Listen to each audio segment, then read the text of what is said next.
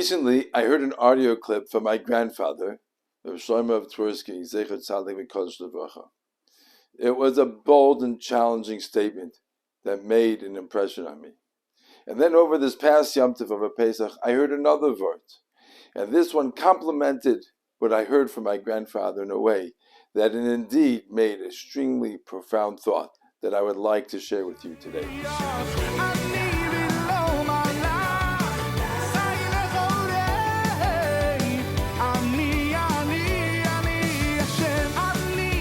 I want to tell you how I feel.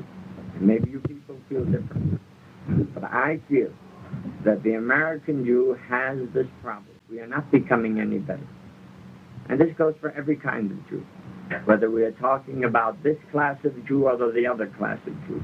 We have all become frozen into what we are. We have become stultified and stagnated into a certain position. There is very little growth. There is very little rising. There is very little change in our lives. I am perhaps in my own life going through a very serious process of change. I'm asking myself a lot of questions, and I'm making those people who are around me ask themselves a lot of serious questions too, because I am convinced that problems will not be solved by superficial things, and that we do have to grow, and that a Jew who stops growing is the Jew who dies, and the Jew who grows always lives. And therefore our Chachamim say that Rishoim b'chayim kurim mesim. The wicked, when they live, are dead, because they stop growing. As soon as you stop growing, you're dead. HaTzadikim, the pious, b'misosim, even when they're dead, are considered live because they continue to grow. Their soul goes from one world to another world. So I think that putting it in a very perhaps not understandable way, we have to choose between life and death. We have to choose what kind of a world we're going to live in. Whether we're going to live in the world of status quo, we're going to be the same people we were here, and keep the same kind of holidays we did last year and the same kind of Jewishness we always did, or we are going to grow and be live. In the Svarim HaKadoshim, we often find this process of change as referred to as Yetzias Mitzrayim, because Mitzrayim is a language of Meitzar, of limitations, of oppressions, of restrictions. And when a person changes, they need to leave their own personal Mitzrayim, their own personal limitations.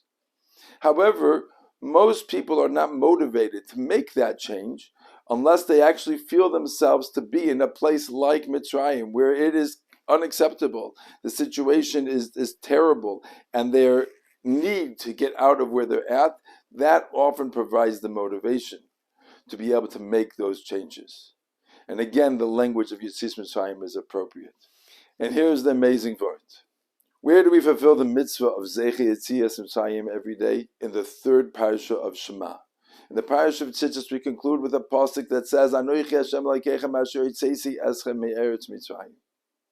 And when it talks about that Yetzias Mitzrayim, we find that it's sandwiched between a similar statement on both ends. The statement of Ani Hashem Elokeichem, that I am Hashem your God. And what this is telling us is that even though the motivation of change often is because we are very uncomfortable with where we are, the reason we need to be uncomfortable with that is because we're striving to come closer to Hashem.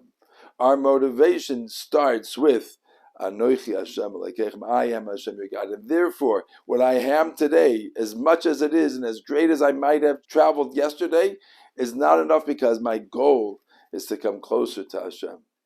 With the motivation and the object and the direction of Anochi Hashem Elokeichem, then we will be able to achieve tremendous heights, and we will be able to continuously change and strive and grow, and to be able to become who we truly can be. I remember hearing from my Rosh Hashiva, Reb Leib Bach Zatzal, many times he would tell over that when Reb Chaim Moiser, who was himself the Gadol Ador, would go and visit his Rebbe, the sainted Chafetz Chaim, he would come back and he would remark, Rebbe has changed so much. He's grown so much over the past year, I almost didn't recognize him. So here too we see this concept that change comes from a place of greatness. The Gadol Ador, the Chafetz Chaim, as old and as wise and as saintly as he was, wasn't happy with that and continued to grow and strive to become different than he was before, so much so it was apparent to his Talmud.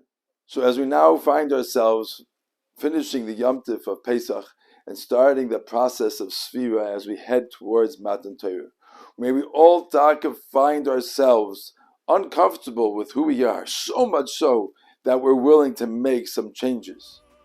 But may the motivation always be our dedication and our connection to our Creator. Anochi Hashem Elokeichem. And may we be zoicha to make those changes, to grow closer, and to be zoicha to a Kabbalas HaTorah greater than we've ever experienced before.